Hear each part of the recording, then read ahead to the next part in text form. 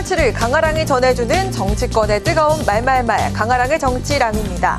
첫 번째 주제, 민생 토론의 논란입니다.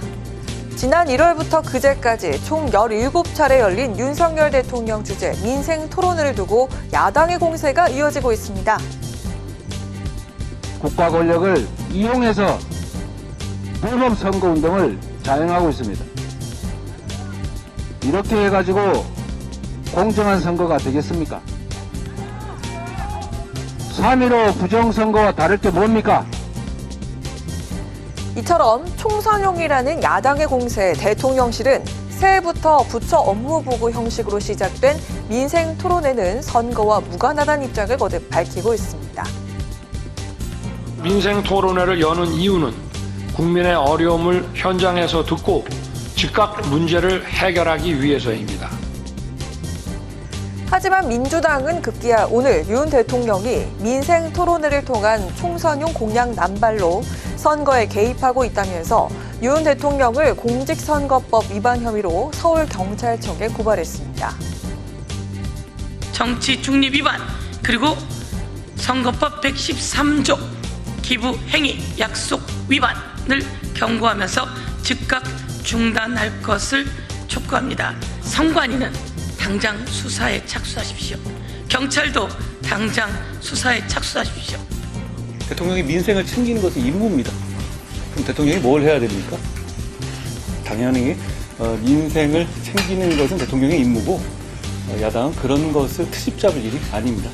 관건 선거는 지난 2020년에 코로나를 명목으로 해서 현금을 살포한 것, 그런 것이 관건 선거죠.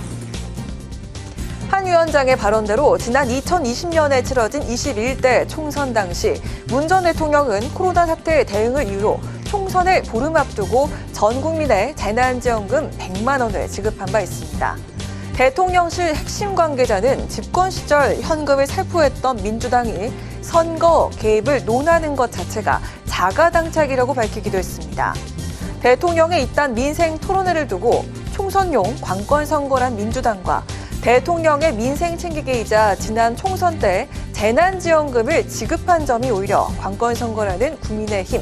여러분의 생각은 어떠신가요? 자, 두 번째 주제입니다. 민주 선대위원장입니다. 공천 파동으로 시끄러운 민주당의 공천이 막바지에 접어들면서 당 안팎에서 선거대책위원회 체제로 돌입할 시기가 왔단 말이 본격적으로 나오고 있습니다. 김민석 민주당 총선상황실장은 혁신과 통합, 두 마리 토끼를 다 잡는 혁신형 통합선대위 구성안 검토를 시작하겠다고 밝혔습니다.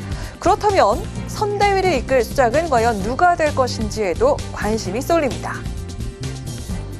선대위원장급으로 해서 전체 선거에 얼굴로 내세우면 그간의 갈등도 상당히 많이 봉합이 되고 하나의 카드가 될 수 있는 거 아닙니까? 유해찬 전 대표님이 김대중 대통령 때부터 대한민국 민주주의 사회의 일종의 정중앙을 관통해온 경험, 원칙, 전략 이런 걸 다 갖고 계신 분 아닙니까? 또 지난 4년 전 선거에서 대승을 하는 중심이시기도 하셨고요. 이처럼 선대위원장으로 최근 지도부와 갈등을 겪은 임종석 전 실장을 비롯해 안정감과 연륜을 갖춘 이해찬 전 대표까지 거론되고 있는 상황입니다. 여기에 더해 언급되고 있는 또 한 명의 인물이 있습니다. 윤석열에서 한동훈으로 이제 구도가 바뀌지 않습니까? 이탄희 같은 분도 선대위 공동위원장으로 좀 이렇게 맡겨서 그 이재명 대표 체제를 좀 더 보강하는 그런 방식으로 선대위가 좀 바뀌어야 되지 않을까? 저는 이제 이탄희 의원을 적극적으로 추천했는데요. 이탄희처럼 신선하고 그러면서 또 이번에 불출마한 의원들 중에도 또 좋은 의원들이 많습니다.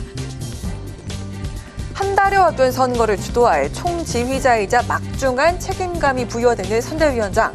민주당의 이번 총선을 진두지휘할 리더는 과연 누가 될까요? 지금까지 강아랑의 정치랑이었습니다.